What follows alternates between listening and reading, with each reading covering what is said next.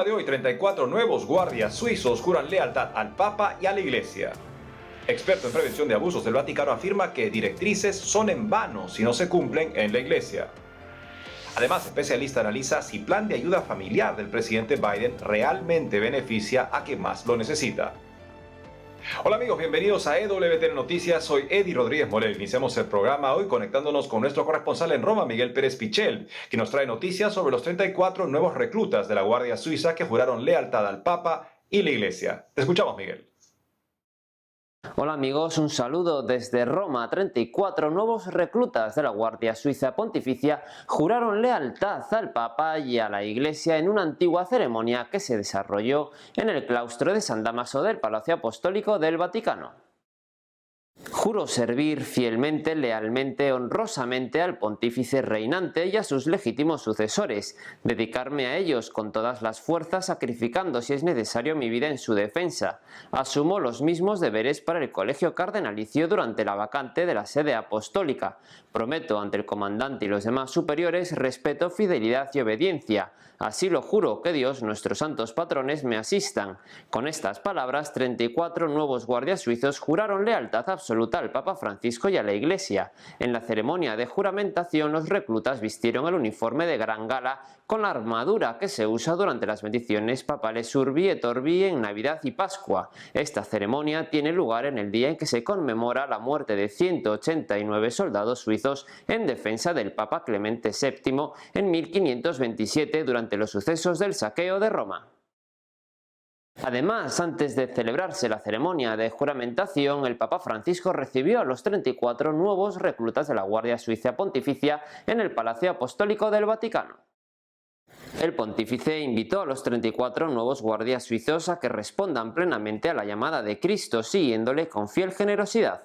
El Santo Padre recordó que los lugares donde los nuevos reclutas están llamados a servir están cargados de historia, ya que desde la creación de la Guardia Suiza Pontificia, muchos jóvenes han cumplido con compromiso y fidelidad esa particular misión que el cuerpo sigue desempeñando hoy. Incluso algunos han llegado a sacrificar su propia vida para defender al Papa.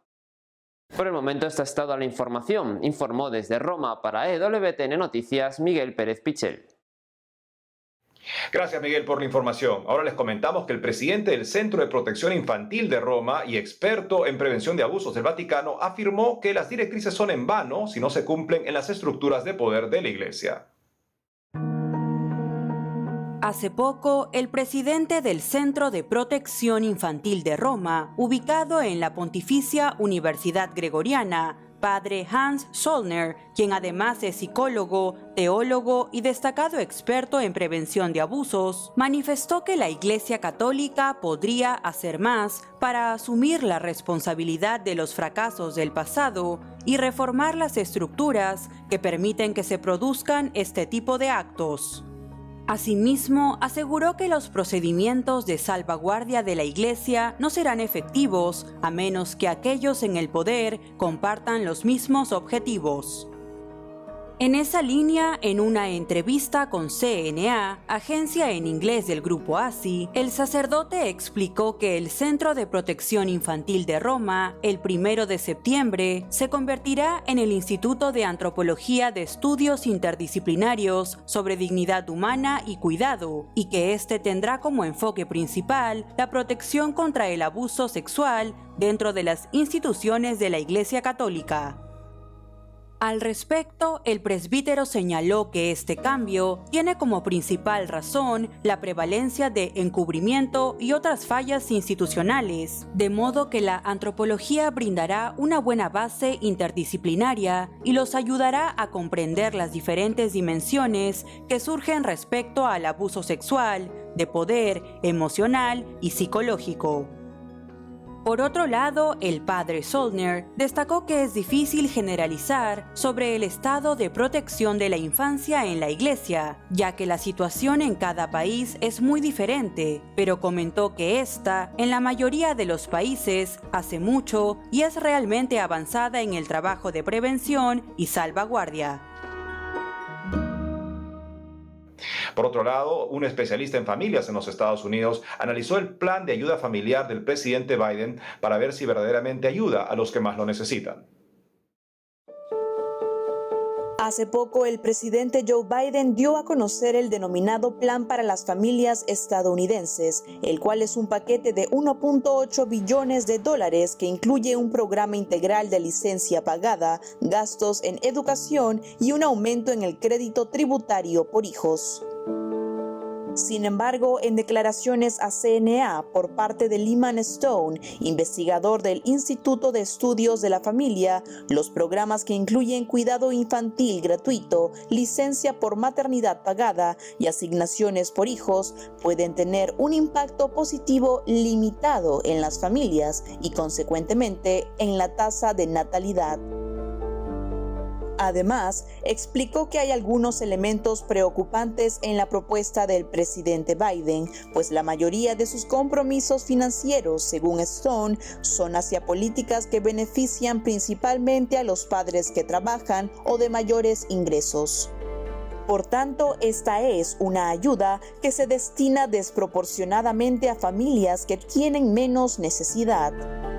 Asimismo, argumentó que en general las políticas familiares que se encaminan a través del trabajo, es decir, que solo se dirigen a las familias trabajadoras, son un error. En ese sentido, de acuerdo a Lyman Stone, un curso de acción más sabio sería centrarse en una asignación por hijos que sea buena, grande y permanente, y hacer de ello la prioridad número 1.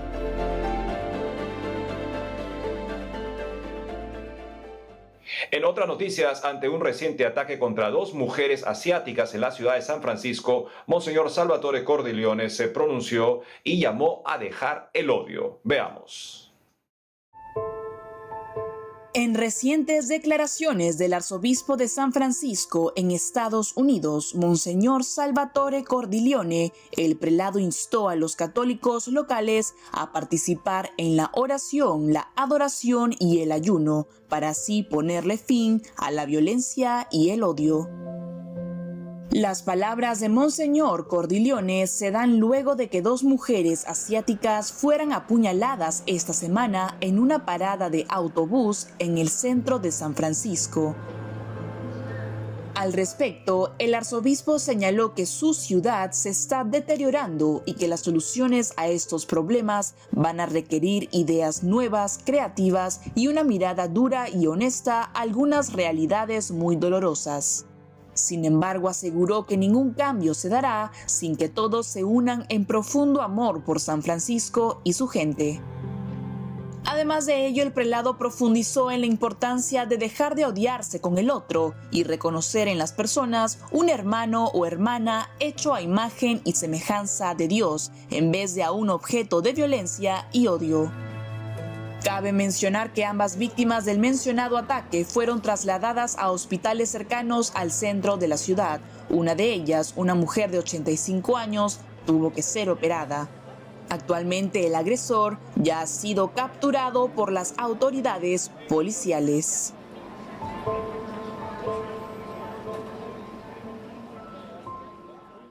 Ahora les contamos que el Centro de Psicología Católico ART ha lanzado su nuevo libro Llamados a la Reconciliación, que desarrolla los fundamentos de la reconciliación personal desde la antropología y la teología católica.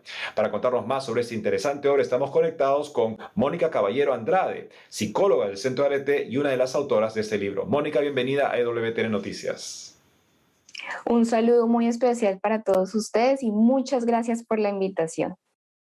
Mónica, cuéntanos cómo nació la idea de escribir este libro sobre la reconciliación personal y qué buscan transmitir con él.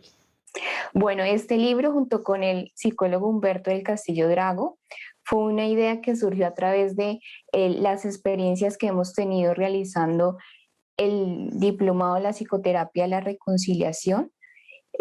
Nosotros trabajamos desde el modelo de la psicoterapia de la reconciliación y hemos tenido un gran abordaje de este modelo desde el Centro ART y queremos a través de este libro que las personas conozcan sobre el proceso de reconciliación personal y de la importancia de la psicología para que todos nosotros podamos acercarnos a este don, a esta gracia que nos da Dios de la reconciliación, que podamos reconciliarnos con nosotros mismos, con Dios, con los demás y con la creación. Al respecto, ¿podrías comentarnos más sobre esta obra? ¿Qué temas sobre la reconciliación personal encontrarán las personas ahí? Claro que sí. Bueno, en el libro nosotros trabajamos 4 capítulos. El primer capítulo hablamos sobre quién es el ser humano, sobre esas bases antropológicas, las dimensiones psicológicas. Ya en el segundo capítulo lo que hacemos es una aproximación al significado de la reconciliación desde la base etimológica y desde la teología. Y en el tercer capítulo ahondamos en la ruptura y reconciliación de cada una de esas relaciones fundamentales de consigo mismo, con Dios, con los demás y con la creación. Y trabajamos desde casos también de la vida real. Y en el cuarto capítulo lo que hacemos es hablar sobre la psicoterapia de la reconciliación, sobre el abordaje del proceso de la reconciliación personal y de la vivencia de la virtud dentro de la misma. ¿Y qué consejo le darías a las personas sobre la importancia de trabajar la reconciliación, tanto con Dios como con uno mismo y los demás? Sí, mira, pues todos estamos llamados a la reconciliación. ¿Sí? Dios quiere que nosotros nos reconciliemos para que podamos tener una armonía, para que tengamos mayor bienestar en general. Muchas veces, a veces, nosotros tenemos heridas afectivas que son las que nos impiden avanzar en nuestro crecimiento en cada una de nuestras dimensiones. A veces nos cuesta perdonar, nos cuesta aceptar al otro, aceptarnos a nosotros mismos. Entonces, eso es lo que queremos con este libro, que las personas puedan avanzar o iniciar ese camino hacia la reconciliación y puedan obtener esa armonía interior y para más adelante puedan disponerse también a la felicidad. Finalmente, dinos cómo pueden obtener las personas el libro Llamados a la Reconciliación. Bueno, para las personas que están en Colombia pueden adquirirlo a través de los contactos del Centro Arete. Y a las personas que quieran estén en otros países, también lo tenemos en formato digital, lo pueden encontrar en Amazon buscando Llamados a la Reconciliación. Mónica Caballero Andrade, psicóloga del Centro Arete y una de las autoras del libro Llamados a la Reconciliación, gracias por haber estado con nosotros hoy en EWTN Noticias. Muchas gracias a todos ustedes, es un gusto volver a estar aquí en el programa. Gracias nuevamente, Mónica. Amigos, tenemos que hacer una pausa, pero al regresar, legisladores en Ciudad de México aprueban norma que extiende a 20 semanas el aborto por violación. Además, religiosos entregan carta a gobierno cubano señalando que el pueblo ya no soporta la crisis. Ya volvemos con más información en EWTN Noticias.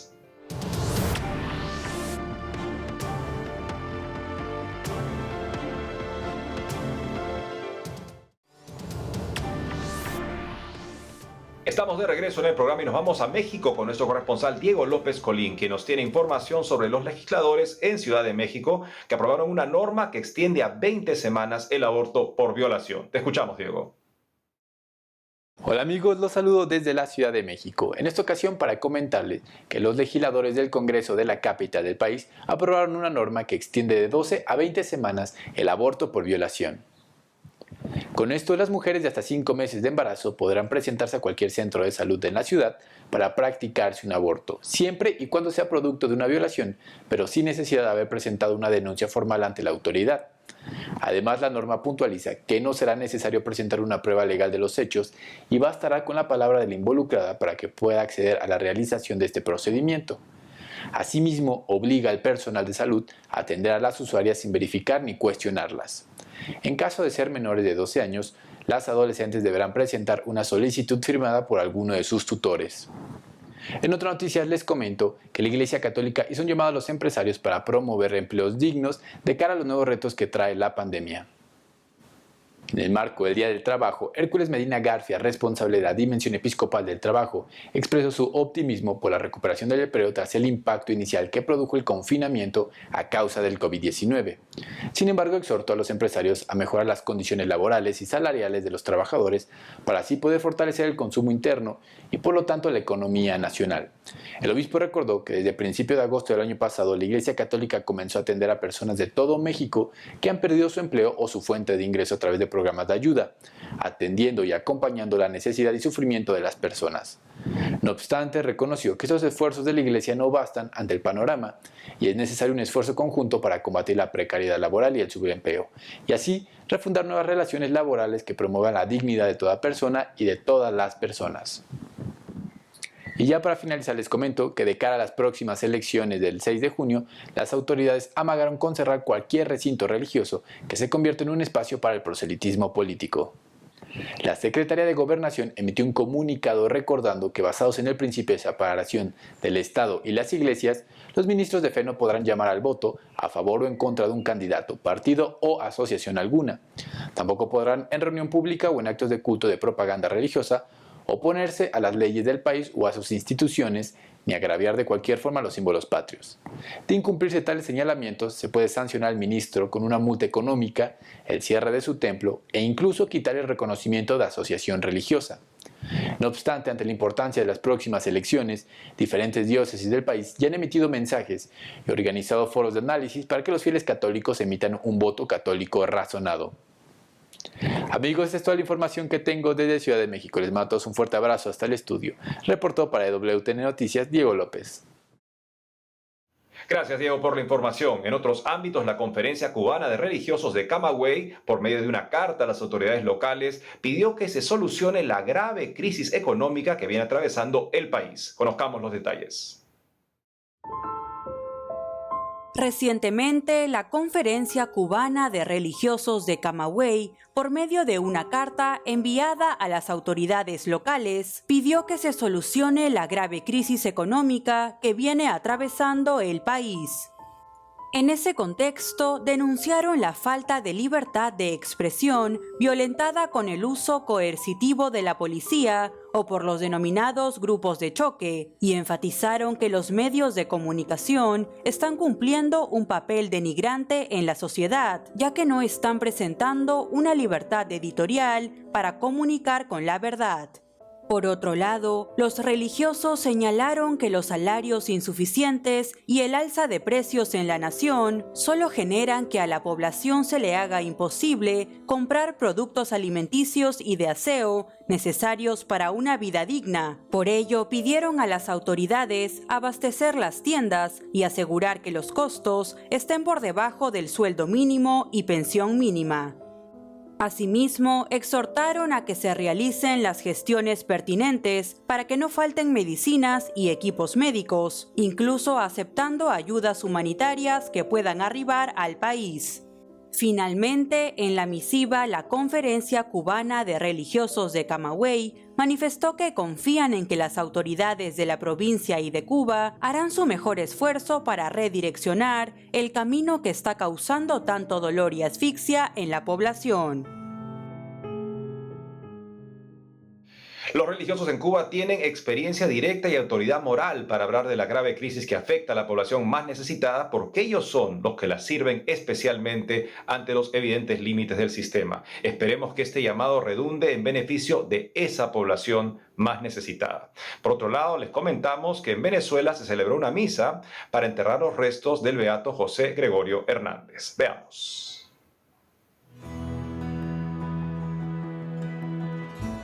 Hace unos días fue celebrada en Venezuela la ceremonia de inhumación, o también denominado entierro, de los restos mortales del médico de los pobres José Gregorio Hernández, quien fue proclamado beato el pasado viernes 30 de abril.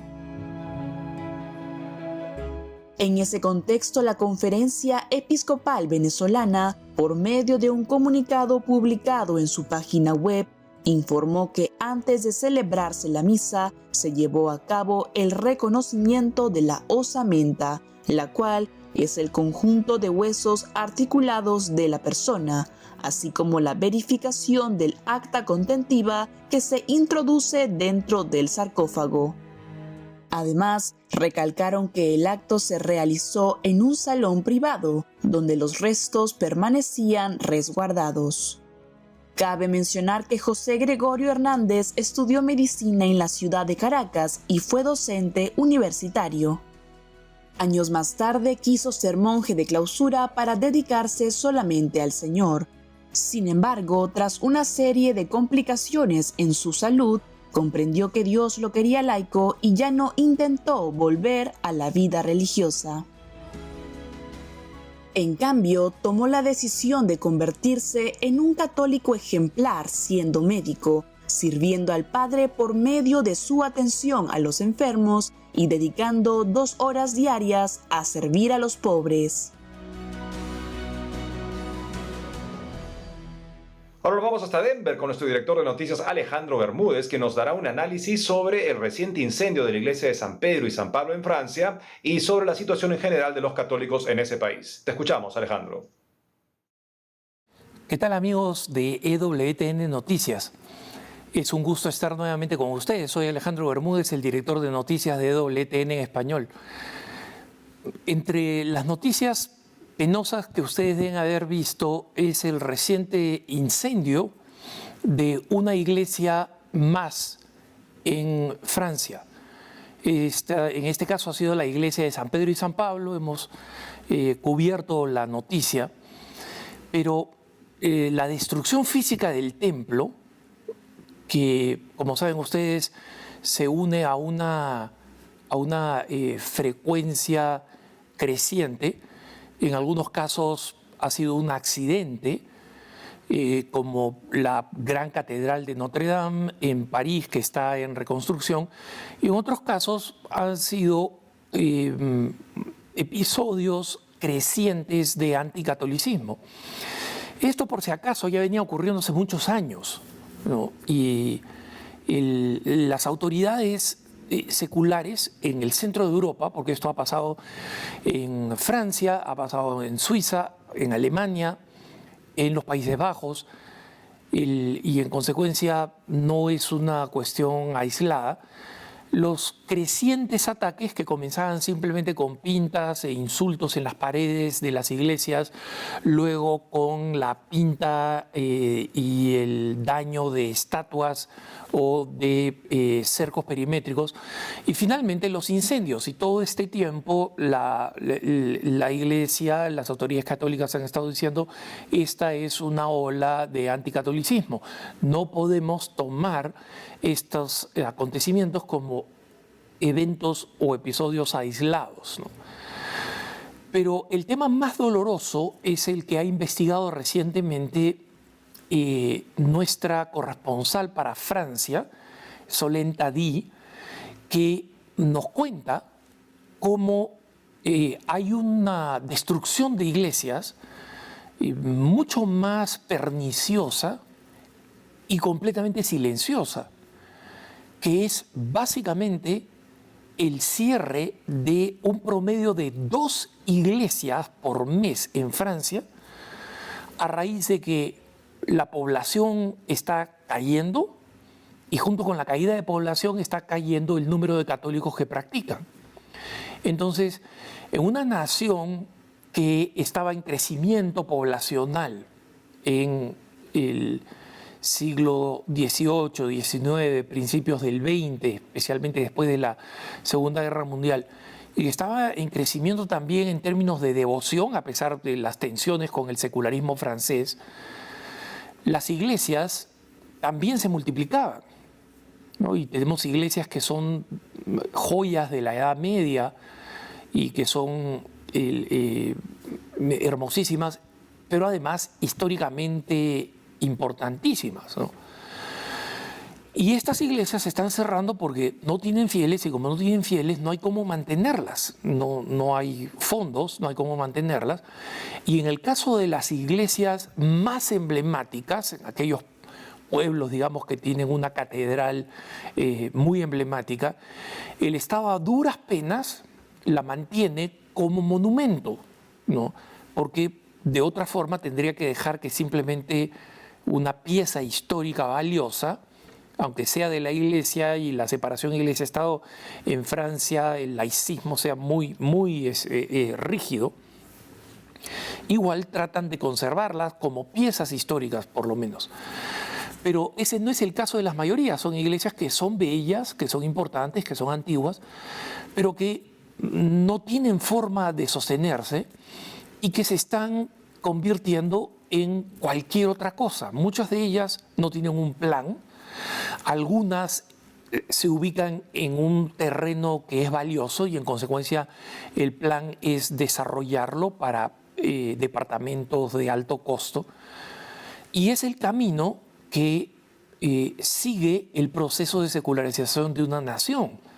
En España, en Italia, vemos un proceso similar a ese, ¿no? Y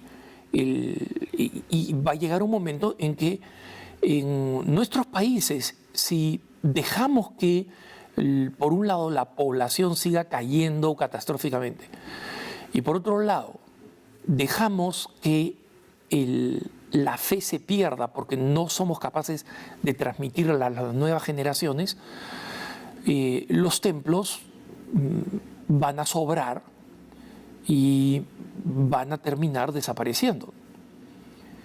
Es importante que tengamos en cuenta que la decisión del futuro depende de lo que hagamos ahora en el presente para avivar y transmitir nuestra fe. Como siempre, los dejo en compañía de la mejor programación EWTN Noticias.